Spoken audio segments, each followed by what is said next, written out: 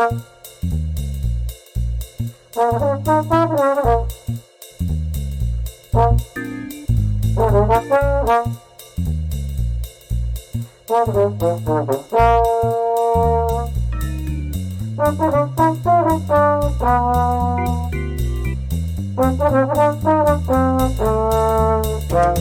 and welcome to Hey, we like your pod.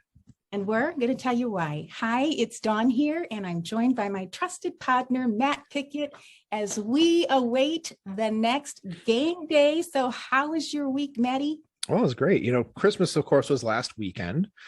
And with my two kids, it was just so much fun to see the joy in their faces as they're opening stuff. Got to spend time with my in-laws who live in town here. And we're over at their house on Christmas Eve and Christmas. So I actually watched the Browns game at their house.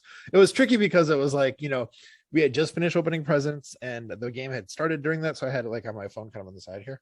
And then the dad, my father-in-law, had it on in the other room. So I was able to kind of like half be in the room, half be with everybody else for most of the game. So it worked out pretty well, actually. How about you, Dawn? I don't remember anything. Let's see, what are they? Okay, my biggest news of the week is we're supposed to get this huge rainstorm. And where I live, it very rarely rains. So when it rains, I get really excited. I love it. And we had today was 100% chance of rain. Yesterday was 90. The day before was 80. Everyone was saying, oh, it's going to be 6 inches. There's going to be flood watches. Not a drop. Not one thing. It's like, why did they do that to me? I love rain. And so I had all these little projects to do inside, and I bought Tosh a new blanket to make sure she was warm and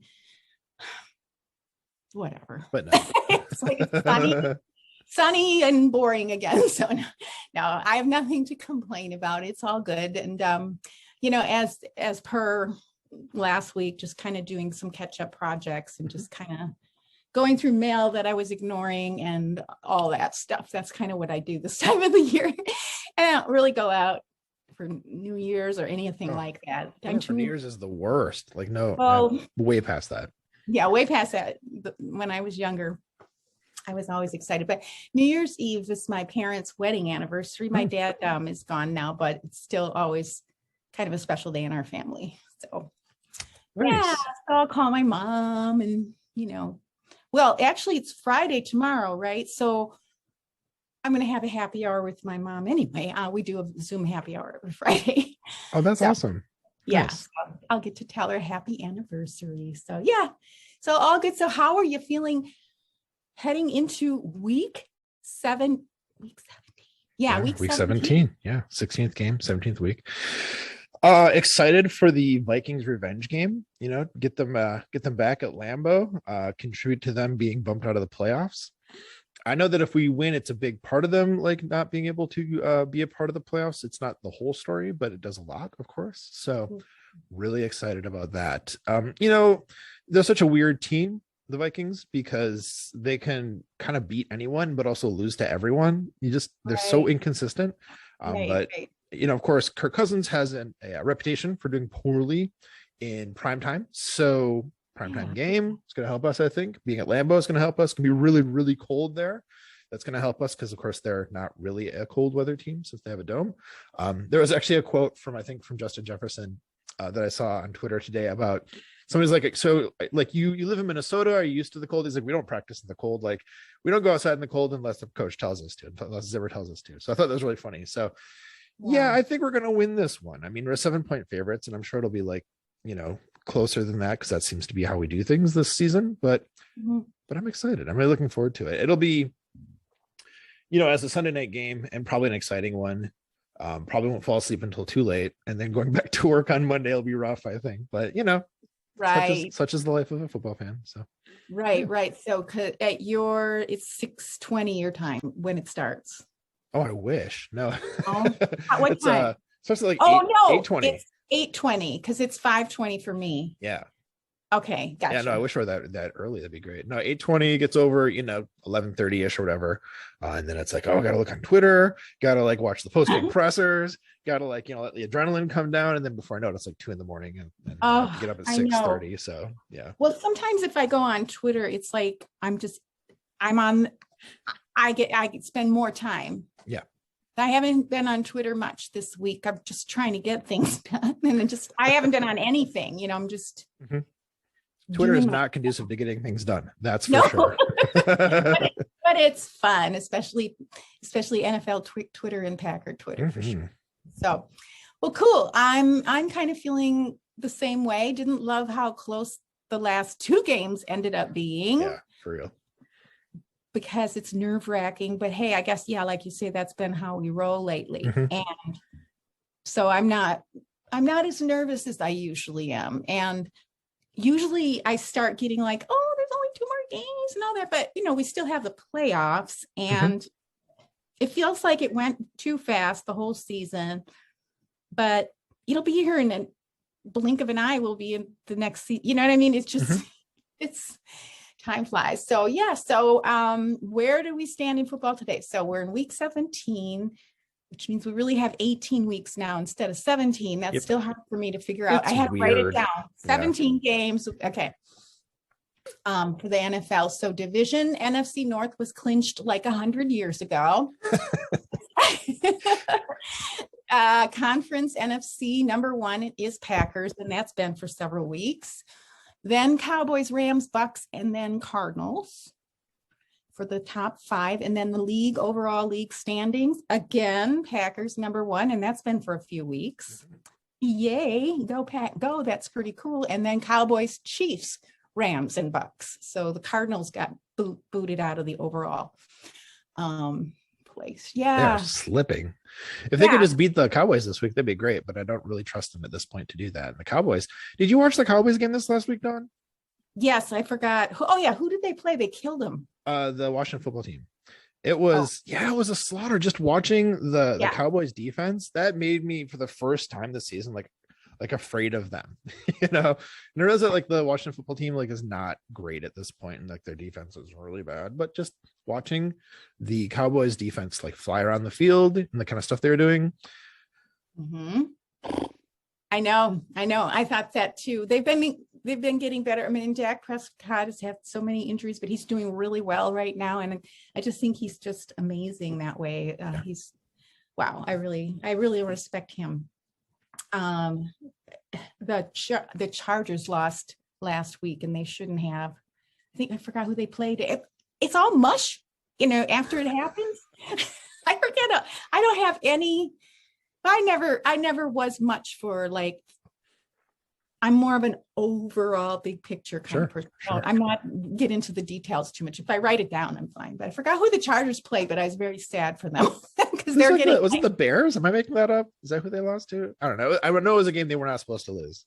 Right. Whatever it was. It was like a week ago. Who can remember anything? I know, a whole week. A lot has happened since then. So we're not doing too badly. That's right. Considering all of our top players that we're missing, and now we've got some COVID outs. I'm really thinking that the 5-day quarantine thing might help us out this week, because the COVID, the new ones that were added, that was Monday, right? There's some Monday and some Tuesday. So those, if hopefully for their sakes, they don't have symptoms. So if that's the case, then they can come back on Saturday or Sunday. And MVS was activated off the COVID list this week. Randall Cobb coming back from IR today, as we're recording this on Thursday. That was some really good news. He was out there practicing, so very excited about having 2 of our best weapons back for sure. Oh, that's good news. Yeah, very good. Well, Packers will face, as you said, the Vikings at our beloved Lambeau Field on Sunday Night Football. And you're excited and you're not scared. So I don't know if I should continue to ask it. And I'm not scared either. I would be annoyed. I would be annoyed if they lose. They have no business losing the next 2 games. Agreed. On the other hand, what they would lose is the home field advantage, maybe, depending on what other teams do, and the and the extra bye. It doesn't mean we're the top of the league, so it's not going to be the end of the world. And right, I think we're in the playoffs regardless. I'm kind of cruising through. We're okay. We're going to be fine. And and if those games are lost, then maybe they don't belong. You know what I mean? It's just, it is what it is. So I think they can win them, and I think they will. Yep. I agree. Oh my God, it's going to be small. I'm acting like I'm all calm, but I'm really not. So, so what treasures, Maddie, did you pull up for us this week? I was going to say bring to us, and then I started. Sorry, people, I've had a migraine for 5 days. That's hilarious. What I get this week? Okay, yeah, I got 3 superlatives as usual. So when I was talking about being a little afraid of the Cowboys, that of course was the same weekend as watching the Packers barely win. There was like the moment in the fourth quarter where it was like, okay, the Browns have the ball, and if they get even just a stupid field goal, and we don't have enough time left to go back and score, which I mean, we would have had enough. I think we still could have won it, but that facing that idea that we could actually lose this Browns game here, and we had no business losing that game. So that in the same weekend as the Cowboys looking really good had me kind of like, feeling nervous about stuff. But then our hero, Ryan Schlipp, came along and did yet another great podcast to provide perspective. He's so good at that. So that was my first superlative, is best perspective. His Peckernet podcast on December 26th, which he titled All We Do Is Win, which I thought was perfect for that. He got into a lot of like, well, here are the things that went wrong, but here's why that's not something to be too worried about. Here are the ways that they have made adjustments in the past. We can count on them to do that some more.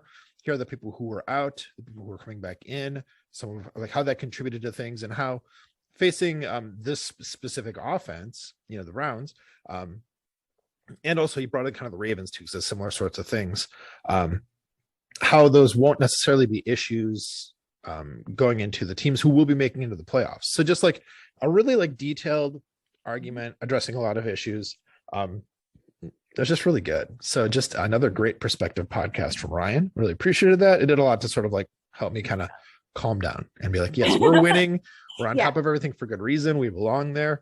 We're going to roll over some teams in the playoffs. And, I think we're still favorites to win the Super Bowl at this point in terms of like the betting. So I heard today it might be the Chiefs at this point, actually. Chiefs were only slightly, though. It's not like way out. Yes, I did hear that today, this morning, and I did listen to Ryan.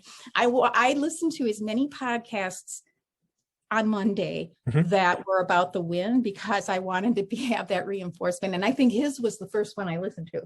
Very really good one, yeah. And it's actually worth listening to now, even like it's today. It's not. Oh yeah. You have to listen to it Monday. So if you didn't hear it, you can still listen to it. I think and today's podcast is also worth listening.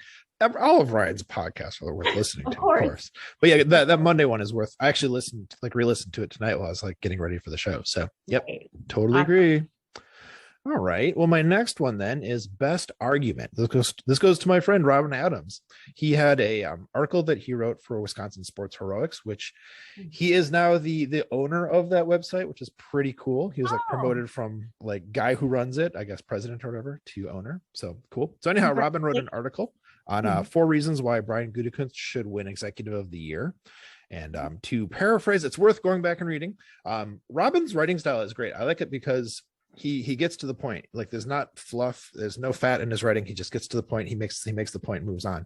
I like that because there's so much out there to read. There's so much good writing. There's so much good stuff to listen to. We only have so much time in a week. Robin cuts to the point, and I appreciate that. So the 4 reasons, to sum them up, it was he got Aaron Rodgers to come back. He had a really good draft. He also picked up some great acquisitions, in free agency between Randall Cobb and Devondre Campbell, who have done amazing things for us for very little money. And then, of course, also picking up Russell Douglas, after the season had started. Like those are 4 really good reasons, for him to be Executive of the Year. And I know that somebody like a general manager, because other people, what I'm trying to say is take Bill Belichick. He gets a lot of like credit as a general manager because he's also the coach. It's a lot of work to do. He does a good job with it. They always have they almost always have a good team. But Brian Gutekunst, I think he needs a lot more attention, a lot more love from the broader football public, because he's just done such amazing things this year. Yeah, I can't disagree with that. I have a question for you. To what degree is like the general manager, like Gutekunst in our Packer team, involved with picking a coach? Who I think he has a lot to do with that. I sound very certain, obviously. No, I don't. I'm not sure exactly. I think it's different in every organization, and of course, with us not having like an owner for the team, Right. It makes a huge difference, of course. I'm sure Mark Murphy has a lot of say in it, but I would imagine so does Brian Gutekunst, probably. Oh, At least for the head coach. I mean, because then at that point, once you have a head coach, they're going to have does all the I meant the coach. Who's responsible for Coach LaFleur? Yeah. And I'm kind of guessing that kind of goes hand in hand with the general manager. For example, I know there's a lot of talk about Matt Nagy. Is it Matt Nagy? Yeah, he's also a Matt Nagy. And the general manager of that team, the Bears. Pace, that's right. They're going to go together. Like if they get fired, I don't want to say it because it's not nice, but it's like if one gets fired, they'll both get fired. So they kind of go hand in hand. So my guess was that the general manager of our team, of the Packers team, our team. Oh, I'm an owner, so I can say our team. Oh yeah, that's right. We can say that. So it would operate more like that than not. Let's put it that way. So, yeah. So in other words, then if Matt is coach of the year, then maybe he would be the executive of the year. Executive of the year. That'd be cool. I'd be okay with that. Yeah. And Matt LaFleur is is leading the odds, I think, for coach of the year at this point, which is good. Probably get some recognition, even if he doesn't get it. Just the fact that people are finally, talking about it seriously, I think is wonderful. And of course, Aaron Rodgers is the frontrunner for the MVP at this point. So big year. It is. It is. All right, I got one more here for you.